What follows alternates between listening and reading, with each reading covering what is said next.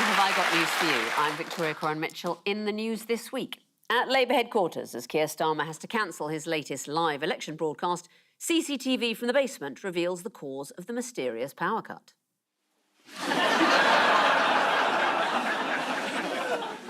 On a trip to a Bournemouth allotment, fed-up aides decide not to tell Lib Dem leader Ed Davey that he's just unearthed a live World War II grenade.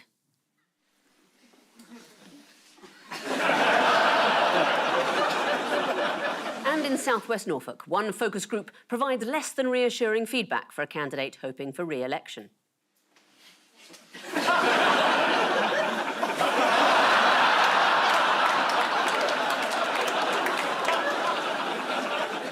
On Ian's team tonight is a Sky News presenter and political correspondent. So, with the general election campaign in full swing and political stories dominating the headlines, she must be slightly worried that they've encouraged her to be here. Please welcome Sophy Ridge.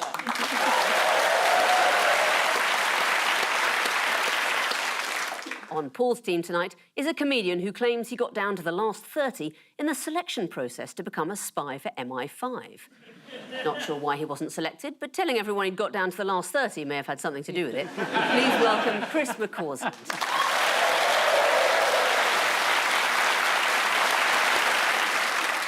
We begin with the bigger news stories of the week. Paul and Chris, here's yours. OK, we have a train. Rishi Sunak stepping out of a train with a big smile on his face, looking very happy. That's Michael Gove writing in his own resignation card. There's some soldiers from the 1950s. That must be national conscription coming back as a proposal by the Tories. And Rishi Sunak sitting underneath an exit sign. So that's essentially the pictures they've shown us. Yeah, Rishi went on a train. He got off that train with a smile. Yes. And this is how disingenuous he is. He gets off and goes that the sleeper train was amazing. If he wanted us to all think he was a normal person, he should have got off and said that was the most uncomfortable night's sleep. I had to sleep on a bed that was 18 inches wide, under sheets made by the same company that used to make the toilet paper for schools, and next to a sink that's had more people piss in it than they'd seen people brush their teeth. Yeah. Vote Tory. Yeah. Reassuringly, though, he did actually, I think, get a private helicopter back home after the train journey. So. Oh, phew, that's good optics then, isn't it? I didn't know they did that as a special return. Who has not been on the campaign trail? Clement Attlee? Oh, Michael Gove, of course. Michael Gove was there, wasn't he? Because he's not going to stand in this next election. A record number of MPs say they won't be standing, including nearly 80 Conservatives. Mm-hmm. This is all the Tory MPs who they were told there's a general election and they're furious because they're obviously going to lose their jobs. So a lot of them said, well, I won't stand then. Mm-hmm. So the Tory party have got to desperately find some people to stand. And if any of you are interested... We saw Michael Gove. Why did Michael Gove say he's not going to stand? Fancies a bit of the jungle, doesn't he, I think? You think so? I think he's looked at the Conservatives' chances and he's thought, I fancy a bit of kangaroo cock, to be honest.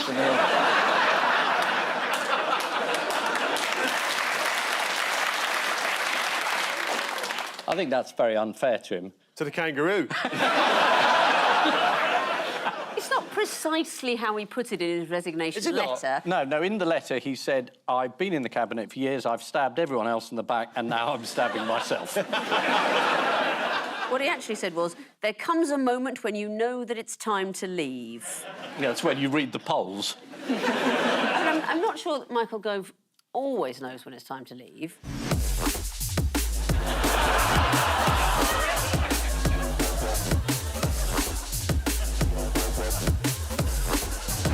That's Michael Gove in the disco. I believe the phrase is throwing some shapes. Oh, my... I think one of them's a rhomboid by the look of him. Is this the bit where I should be glad I can't see it? Yeah, exactly. Yeah. That's when he was running the Ministry of Sound.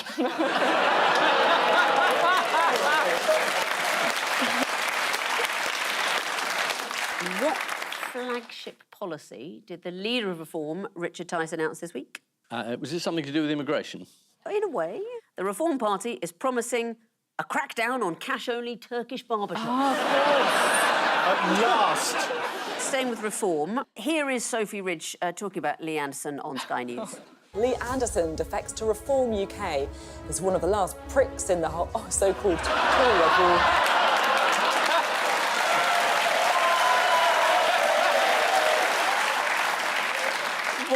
meant to be? Bricks, surprisingly. Yeah. Have you ever interviewed Jeremy Hunt by any chance? I think I basically got TV Tourette's, because I did think that was another one you might play tonight, if I'm being completely honest. Oh, we will. What was Rishi Sunak's big announcement this week? National service. Oh, yes, of course. I mean, nobody really wants that. So I don't know how that's going to be a sort of a vote catcher.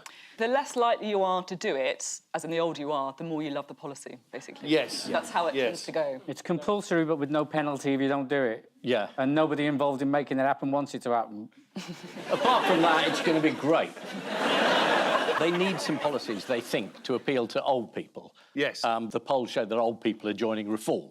National service, in. Pensions, rising forever. So Turkish barbers next. Turkish barbers next. Next year will be 1956. Yeah. It's I mean, that's the back. reason why they dropped the national service in the first place, because the army didn't want loads of people who didn't want to be there. No, and the idea that they said at the beginning of the week, we're very concerned about national security, and what we're going to do to protect ourselves against Russia and China is recruit some teenagers. Who have all spent so much time on Call of Duty that they think if you die, you just reappear somewhere else. It's weird that they're announcing any ideas at all. They've been in power for 14 years. Yeah. My husband said it's like someone's asked Rishi Sunak, what would you do if you were Prime Minister? Yeah. And he's sort of eagerly answering, forgetting that he actually is. Yeah. It's like he's been on some kind of online random policy generator and just... He announced it so quickly that James Cleverly, the Home Secretary, had to quickly clarify on Radio 4, refusing mandatory national service won't lead to prison. Cleverly actually said that volunteering will not be compulsory.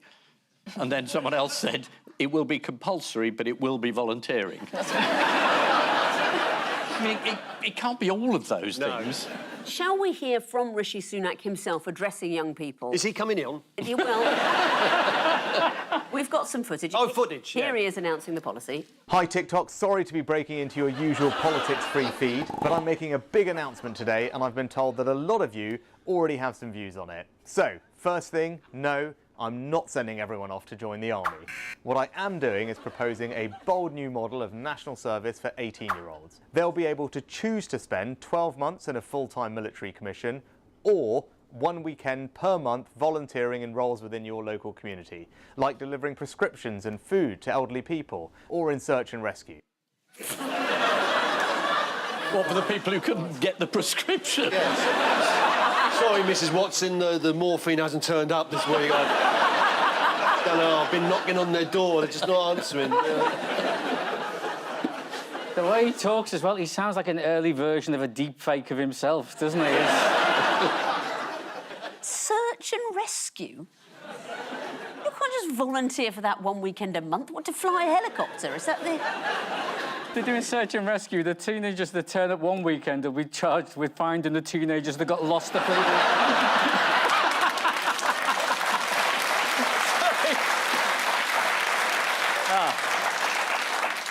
Would you, Sophie, would you have been happy to join the army at 18? I don't think that I'm the kind of person that the army would benefit from, is what I would like to say. She calls everyone a prick. Paul, would you have made a good soldier, do you think? Yeah. I could see Ian as a sergeant major. Yeah, all that sort of stuff you could do. You'd be good at that, wouldn't you? Yeah, no, I'd love it. Yeah. I was in the CCF. What's that mean? It's Combined Cadet Force. Oh, really? This was in 1880. Home Secretary James Cleverly said that the national service policy will help bottle the blitz spirit seen during the pandemic. I think if anyone knows about bottles and spirits in the pandemic, it's the government, isn't it?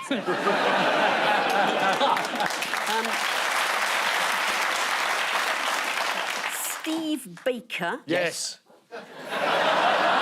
Good to hear those words again. Steve Baker.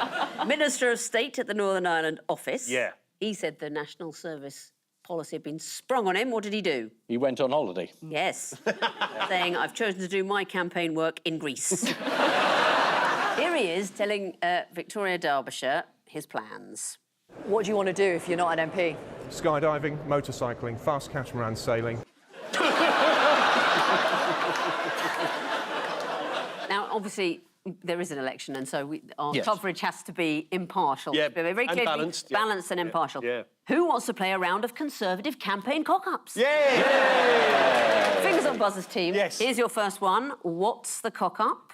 We've got some time for some questions. Let's open it up. Who's got some hands up? Right, OK, let's start there and let's go there. Brilliant. Right. Chris, it's a room where there are some people in high-vis jackets in a circle around the Prime Minister, pretending that they're members of the public. Yeah. And the cock-up was they were Tory councillors. They were supposed to be workers at a biscuit factory Yes. in Derbyshire in their high-vis jackets, but in fact 2 of them were Tory councillors, Ben Hall-Evans and Ross Hills. Shall we hear their questions? Yes, let's hear their questions. Here we go. You've talked a lot about the economy, specific to everybody, cost of living crisis. What's been done and what sets you apart for the future to, benefit that, the pound in the pocket? Yep. Great place to start. All right, good. Right, you had a question. Yeah. Prime Minister, well, thank you for coming to Aerowash this morning. I imagine you're a pretty busy guy right now. The biggest issue, I think, is going to be immigration over this general election campaign. You've obviously got your Rwanda plan, but is it going to see results and stop the small boats coming? Yeah, thank you. You're right. It is an important question. Why do you have to wear a high-vis jacket in a biscuit factory? You could be attacked by a bourbon. Yeah. Incoming custard creams. But it's just awful. They've got some Tory councillors disguised as workers in a biscuit factory to sort of feign, oh, you're a very busy man, Prime Minister. Thank you, sir. Won't be so busy in 6 weeks' time, though, will he? He'll be working in the biscuit factory. This has been the worst start to a re-election campaign since John F. Kennedy said, let's put the roof down. Yeah. This is a genuine question. Why are they so bad at it? I genuinely don't know. You could have, for example, asked genuine workers in a biscuit factory to ask questions and just got the questions in advance so he could prepare something, but they would sound like normal people. Prime Minister, when Liz Truss had to leave the position of Prime Minister, would you describe her as a jammy dodger?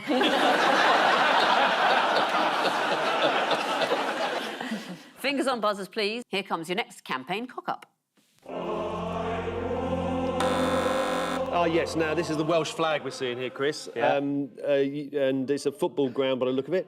So, you know this one? He went to Wales, didn't he? And he asked them how they were if they were looking forward to the Euros, and they're not even in it. Yeah.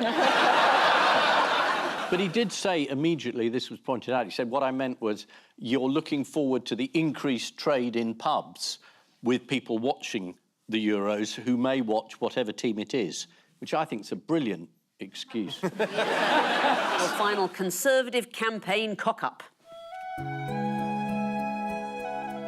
This is Rishi Sunak at the Titanic Museum because he loves anything to do with stopping the boats. Yes.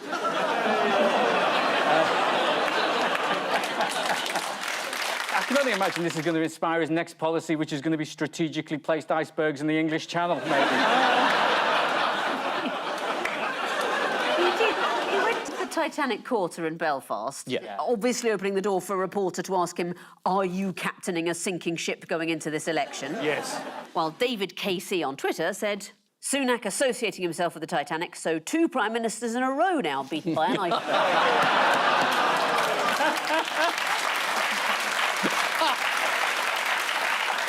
Obviously, people love the film. I mean, would we like to be reminded of that scene where the doomed central character is soaked through and desperately clinging to a piece of wood? Yes. Yes. There we are.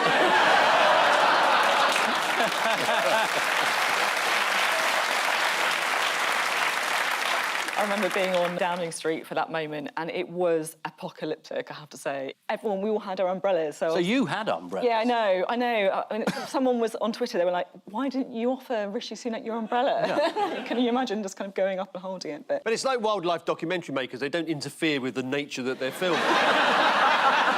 You couldn't go and give him an umbrella. That would be disturbing the natural world as we see it. You just have to let him die. Yeah, I think so. So that's all the cock-ups? No, it's not really. One more cock-up. Jeremy Hunt was accused of misleading voters by saying taxes had fallen. And I think Sophie Ridge is the person to turn to on the matter of Jeremy Hunt. Here you are discussing him on Sky News. two figures who are significant. Jeremy Hunt, because he's a potential leadership candidate.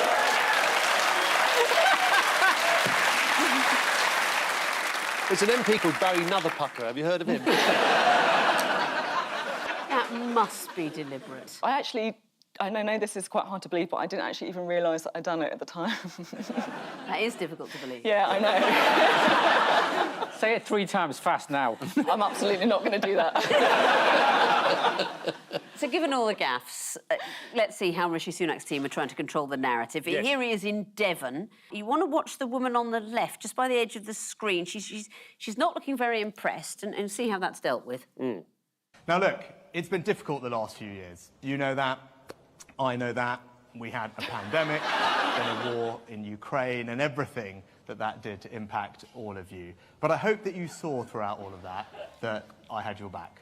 Whether it was with the furlough scheme or the support that we provided with energy bills, I wanted to be there for all of you and your family. And collectively, thanks to your hard work and your sacrifice, it's a £900 tax. What's happening here? Who's this fella?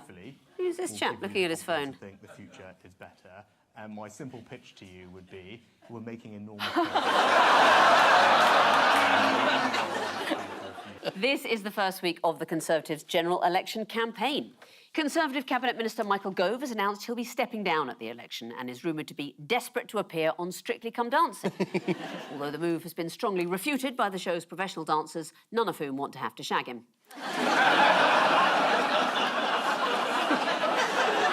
They introduce a new category. The one demographic in which the Conservatives hold a lead over Labour is among the over 70s, presumably why Sunak's called a snap election. Can't risk a sudden frost in the autumn.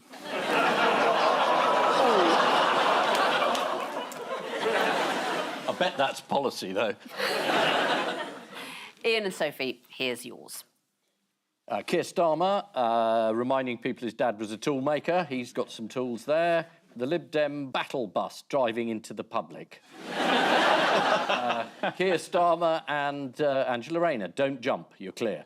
And there's Jeremy Corbyn's friend. Do you want to start at the end? What's Diane Abbott doing? Oh, it's a bit of a difficult one, this one, isn't it? It's still a bit unclear. It all kind of started, of course, with this Times story that said that Diane Abbott had been blocked from standing as an MP for the Labour Party. I then got, I think, a message at about 7:30 on Tuesday evening from a Labour source saying that she'd been given the whip back. And then I woke up the next morning to a 6:30 a.m. message from Diane Abbott saying, actually, the Times story is true. I have been blocked from standing as a Labour MP and no one from the Labour Party has contacted me as of now. So I'm unclear. So one of your sources was Diane Abbott? Yeah, on the record, yeah. Did you trust it? My relationship with Diane Abbott's been a bit of a journey. I think the first time I interviewed her, I got a message after the interview from Diane calling me pathetic that definitely wasn't meant for me. What a message said Sophie Ridge is pathetic. Yeah. But then, to be fair to her, she laughed it off, you know. She was OK about it. We rebuilt the relationship. It's you who might not be OK about it. She's a great... maybe she's a great judge of character, what can I say? She might have seen the Jeremy Hunt video. Is she going to be the MP for Hackney? The fact that she has given a speech saying she will fight that seat makes it much harder for the Labour Party now, right, doesn't it? Once again, it's so incompetently done. Diane Abbott said she'd been barred, which is obviously, you know, first the local pub, now this. And the Labour Party have got one go at saying, all right, yes, she is, we want unity, or no, she isn't, we love Diane. Instead, Keir Starmer's quote was, no decision has been taken to bar Diane Abbott. So there is a decision, you haven't taken it. Yep. Why are they so bad at it? This is all I'm saying, is one side is sending the guy to stand in the rain and a Titanic. The other side can't even decide who their MPs are. And these are all people who think they can run the health service. I mean, it's pitiful. Yeah. It's pitiful. I think the only conclusion to this is vote Lib Dem. Because they've got a guy who can go on a paddleboard in Lake Windermere and fall off into a whole load of shit. Shall we have a look at Ed Davey paddleboarding in Lake Windermere? Yes. Join this on this lake. Yeah, I think that might be deliberate. Yes. Yeah, he even admitted it was, didn't he? Did he? Which is an interesting ploy. You kind of probably should keep that to yourself, surely. Yeah, we'll be regretting it when his E. coli results come through. Why would it be a good idea to deliberately fall off a paddleboard when you're trying to project that you'd be a competent leader of something? Because gullible media people would repeat it in prime time.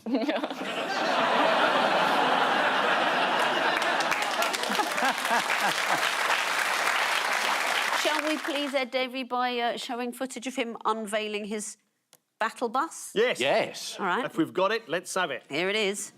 A major moment in our campaign. Pippa, move left. No, the other way.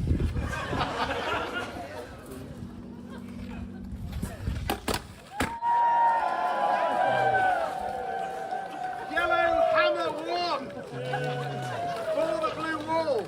Yes! Liberal Democrats are go!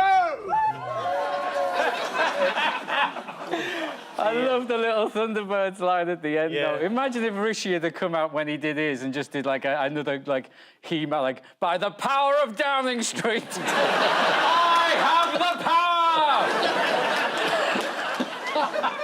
Let's go back to the Labour Party. Yes, Who let's, else for won't balance. be standing? Who won't be standing for the Labour Party? Jeremy Corbyn. Jeremy Corbyn. What will he be doing? He's an independent. Standing as an independent in Islington North, a seat he's held for over 40 years. And what do the people in his constituency think of him? They like him. They love him. They're Yeah. very affectionate about it. One local told the Times, if he jumps from the 10th floor of a building, we'll all follow. One local Islington resident is Bobby Gillespie. You'll be a fan of his, Ian. Bobby, yes. Primal Scream. There you go. He's from Primal Scream, and he... He's a told therapist. He didn't know who Bobby Gillespie was, and Primal Scream doesn't get him any closer. Bobby Gillespie told The Observer he'd be voting for Jeremy Corbyn, and he added, fuck Labour. I'm so sorry. But here's a more eloquent response than a previous political appearance with Andrew Neil and Michael Portillo on the BBC's This Week. Shall we have a look at Bobby Gillespie on that show? Yeah.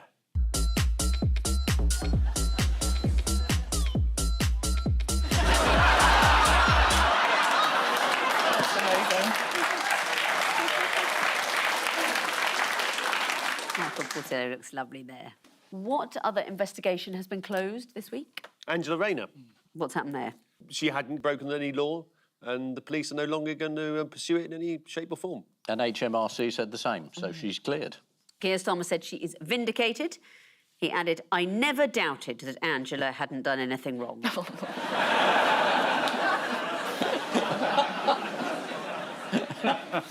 Who wants a quick Keir quiz? Why don't you meet that bloke later in the pub and you can give it to him? I'm going to show you an item Yes. that relates to Keir Starmer and his campaign, and you tell me how it relates. Fingers on buzzers, teams. Here's your first one. It's a Ming vase. This is Labour being so safe in their campaign, and the reason that there's loads of don't knows and I don't know what Keir Starmer stands for is because it's like you're carrying a Ming vase across the floor, which is the lead and the majority that he could have, and if it smashes, then it's game over and it all crumbles to dust. So it's really important not to halfway through go, Diane, would you like to help me carry the vase? Is it a good policy, though? I mean, the idea, yes, exactly. Working. I mean, they are what I think the latest Sky News YouGov poll had them 27 points ahead, so... Yeah, you can criticise all you like. I think he should make more of his first name sounding like the car, and he should market himself like that. With extreme performance and reliability combined with low running costs, experience a world of smart convenience with the new all-electric Keir Starmer.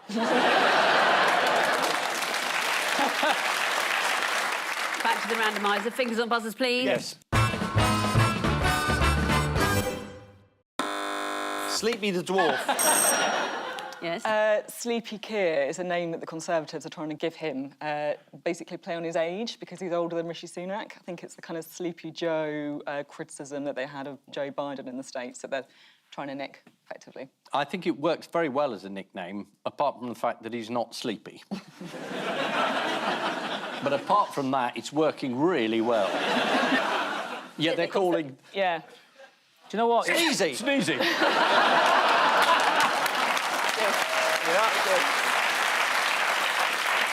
Fingers on buzzers, please. Yes. Here's the next one.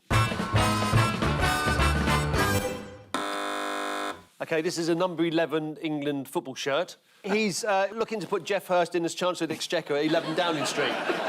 What is it about an England football shirt and Keir Starmer? Will he be wearing one? Well, I don't know. He may not want to sort of, like, annoy the Scots or the Welsh by doing that. That's it. He's been told not to wear one during the Euros for fear of upsetting Scottish voters whose team are also in the tournament. What's he going to wear? A sort of German one or a... I think he's going to wait till after the group matches and then it'll be fine.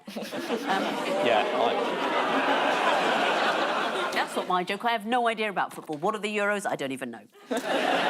Like the Eurovision Song Contest with less music.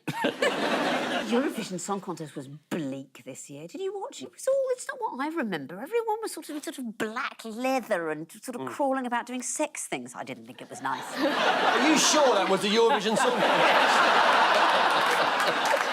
I think you were watching Parliament live.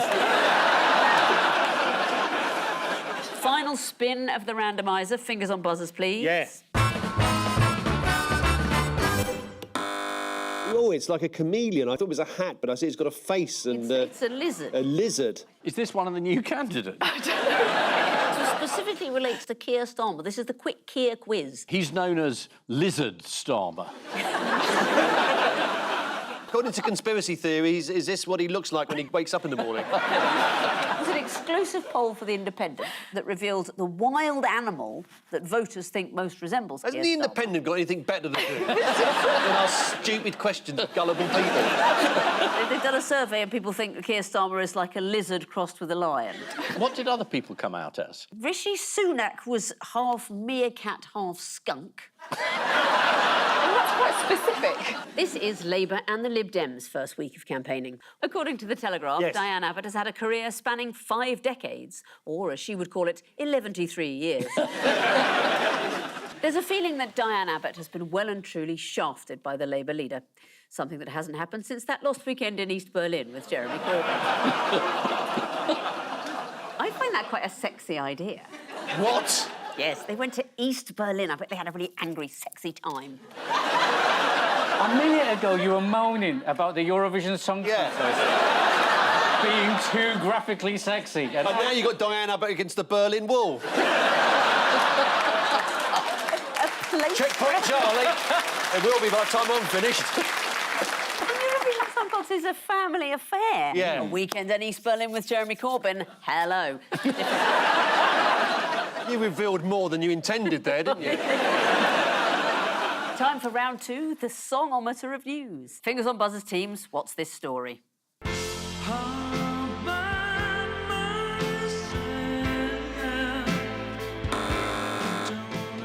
Paul and Chris? Is that what Rishi was singing to himself in his sleeper train?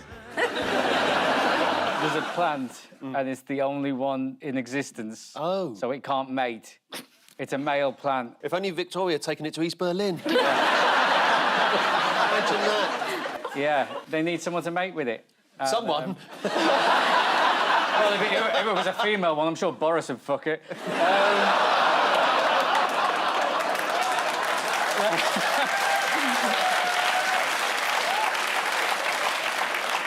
They're using AI, Paul. Oh, are they? To send out a fleet of AI drones to find a mate for this plant. Right. That's exactly right. Let's have a look at this. Here's the tree. It's the only example of the species Encephalatos woodii. And what will they do if they find a female? They'll put them in the room together and play some Barry White and see what happens. They'll pollinate her. Oh, dear. By imitating the beetles that would do that naturally in the wild. Oh, not the band. Come on, just stick it in her. You've just ruined Paul McCartney for me. That was John Lennon. Oh, was it? Speaking of things going up in the air... Yes? What's North Korea been up to? Balloons. Tell me about the balloons. They've been sending balloons over to South Korea full of sort of animal dung and rubbish and stuff like that. In retaliation of South Korea sending balloons over with political leaflets saying, get rid of your leader. That's it. Angela Rayner thought she had bad neighbours. Yeah. Literally balloons of excrement they sent over the border. Yeah. And what do you think were the headlines. Kim Jong-dong. Kim Il, that's brilliant. King Pong-un. Kim Pong-un. King... The Daily Star went for the Third World War. Very good. That's a good one. Yeah. This is the news that scientists are trying to find a mate for the world's loneliest tree. Even at the age of 130, the tree is still hoping to find a female partner, in many ways the botanical equivalent of Rupert Murdoch. That's a brilliant joke. Botanist Dr. Laura Sinti stated, "We have never found a female, but we are hopeful." I hear that a lot on Only Connect. I don't. It's the motto of the Garrick Club. Fingers on buzzers, teams. What's this?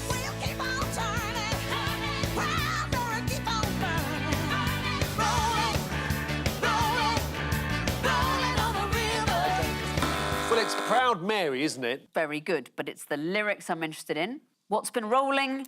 Oh, is it the cheese thing? Yes, the Oh, annual no. Gloucester cheese rolling tournament. Let's go over to Cooper's Hill now to relive that excitement. High-vis jacket in the middle's looking good. He slides on his knees. Oh, there's someone going down the right, which is all sorts of limbs in no particular order. It's the high-vis, I think. Straight through the middle. Takes it. Rolls over the line. Is he a Tory councillor? What did the winner of the first men's downhill race, Tom Kopka from Munich, say about his win? I have watched this for many years in my home, and I come here because I love your English sense of humour and your cheese. And I am very pleased that I am being part of a satirical, topical show where my accent is stereotypical and I don't really talk like this. That's the best Liverpudlian accent I've heard this evening. Herr Kopka told reporters, "The unfortunate thing is, I can't really remember anything about it, but I'm buzzing." Well, that sounds like concussion, doesn't it? He hasn't been the same since a weekend in Berlin with you, though, has he? If you think that was filthy, prepare yourself for this. Buckle up. Long-time cheesemaker Rod Smart has produced cheese for the event for 3 decades.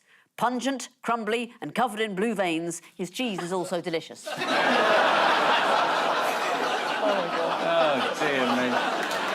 Time now for the odd one out round. Just one between you this week. Your 4 are a proboscis monkey, Steve Bray, 100 feral chickens in Norfolk, and an ice cream van in Lincolnshire. Go on, Chris. Steve Bray, when Rishi Sunak was making the announcement of calling the election last week, Steve Bray was playing Things Can Only Get Better very loudly. Has it got something to do with sound? I know the chickens. There's chickens in Norfolk which are on wasteland and are causing havoc with the neighbours. They're really noisy. Yes. People have been dumping extra chickens. Have they? Do you know, like, when somebody dumps a fridge and then somebody else dumps a freezer? Yeah. People have been dumping extra chickens that they don't want. So we would say that it's all about sort of noise nuisances, noise pollution, perhaps. The odd one out is... The proboscis The monkey. Correct. Oh, wow.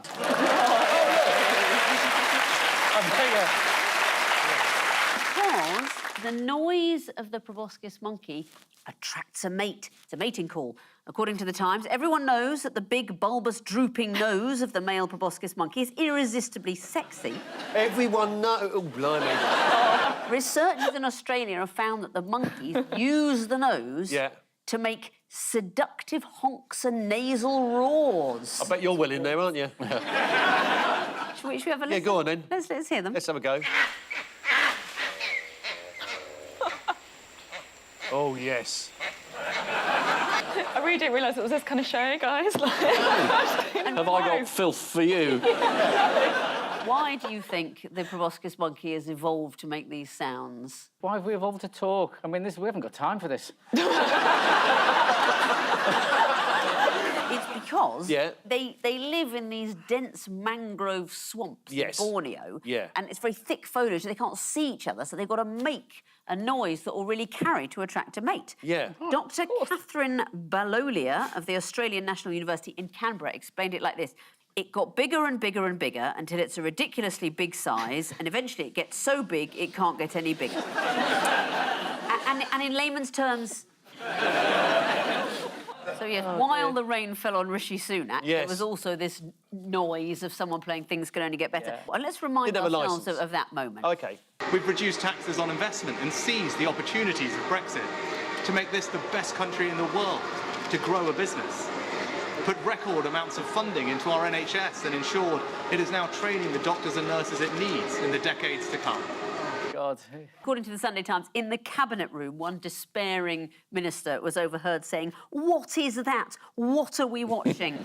And then adding, well, of course, if we'd given him an umbrella, everyone would have called him the Wally with the brolly. The police actually banned Steve Bray from the streets of Whitehall because there were complaints made, I won't say who by, but somebody didn't like that song being played during the Prime Minister's speech. Was it Tony Blair? Meanwhile, villagers in Snettisham in Norfolk Yes. have had their life made hell by 100 liberated chickens that settled in the area. They're keeping residents awake at night, clucking. What other problems are they causing? Digging gardens, I read. Yeah. Well, and also visitors are driving over to see the poultry in Snettisham, having exhausted all the other attractions that Snettisham has to offer. They're going to look at the chickens, so they're leaving food for the chickens. That's attracting rats. Parish Councillor Rod Mackenzie said, what was it someone left the other week? A quart of pink prawns. Chickens, then prawns. It's a recipe for disaster. Or paella. So that's noise pollution. But what's going to happen to the chickens? Do you know? You heard the story? KFC have been in touch. Maybe. Quite the opposite. KFC haven't been in touch. The people are hoping that the chickens will be rehomed by the charity Fresh Start for Hens. Oh, no. There we go. The ice cream van, its owner was threatened with legal action, John Barton, because of his overly loud chimes. Yes. The van owner said, "We don't even go down the street that made the complaint." Wow. That says to me that probably is too loud. Yeah. John. So all noise pollution apart from the proboscis monkey. Yeah, that's right. That was attracting a mate. As Rishi Sunak was announcing the election, Steve Bray blasted out "Things Can Only Get Better" from an amp just outside Downing Street before rain destroyed the electrics. The tiny speaker got terribly drenched. Then headed back into number 10 to start his campaign. According to the Daily Mail, in 2022, Steve Bray tried to disrupt Boris Johnson's farewell speech by blasting out the Benny Hill theme. For our younger viewers, he was a bumbling, sex-obsessed comedian who seemed funny at the time, but then became Prime Minister. Time now for the Missing Words round, which this week features as its guest publication, Earth Movers. They've got a great investigative team, always there with a big scoop. I found it very boring. But we start with the age-old practice of what is now a thing of the past. Studying history. The age-old practice of aerating your soil by using a manual tool is now a thing of the past, as we have now mechanised everything. I think that's basically correct. Yeah, of course it is. The exact wording is the age-old practice of physically shifting the backhoe sliding king post along its frame is now a thing of the past. Luckily, I subscribe to that magazine every week. Next, if you want to what, try playing the didgeridoo. Entice earthworms into a sexual frenzy. Realise that you could have made that noise into literally any tube.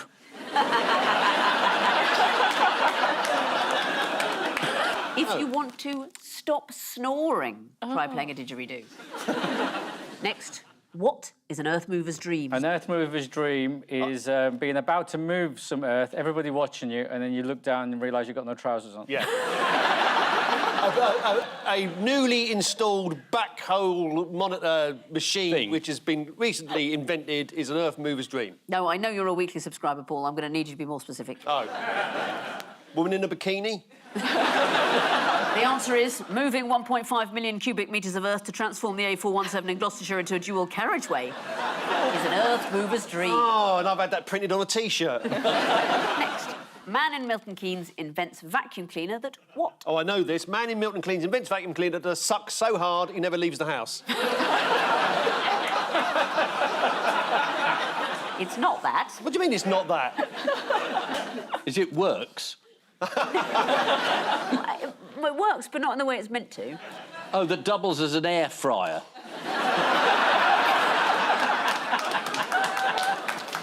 Man in Milton Keynes invents a vacuum cleaner that can travel at 30 miles an hour. This is Alan Gallop from Milton Keynes, who fitted an engine, handlebars and wheels to his Henry Hoover. Let's have a look at Alan astride Henry.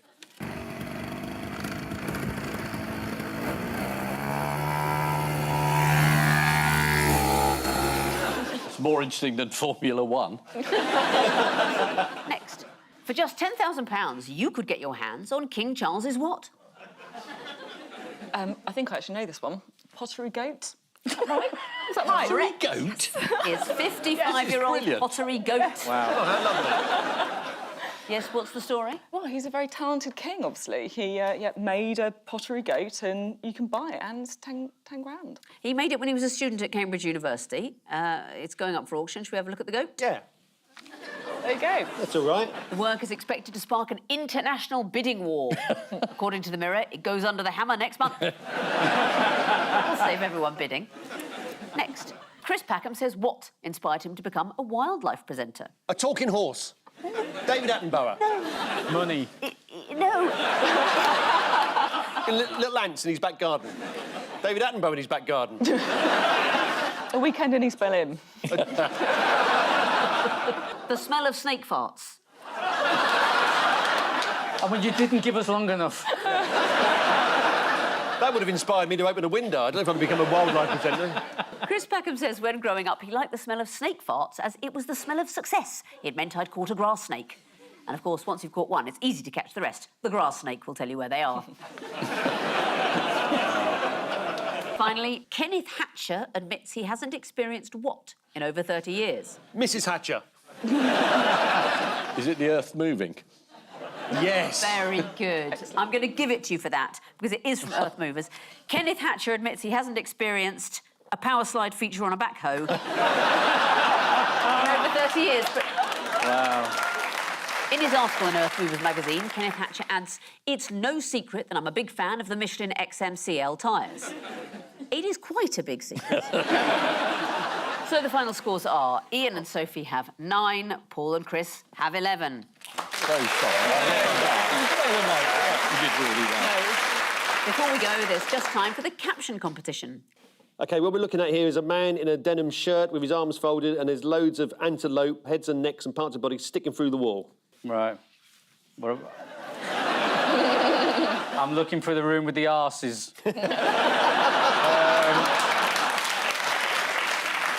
That's the best you're going to get from a blind man? Yeah. On which note, we say thank you to our panellists, Ian Hislop and Sophie Ridge, Paul Merton and Chris McCausland. And I leave you with news that on the campaign trail, one member of the public is desperate not to be photographed with the Labour leader. Road safety campaigners in Rotherham unveil their latest initiative to combat tailgating. And at the Chelsea Flower Show, a gardener accidentally catches one of the guests with his dibber. Good night.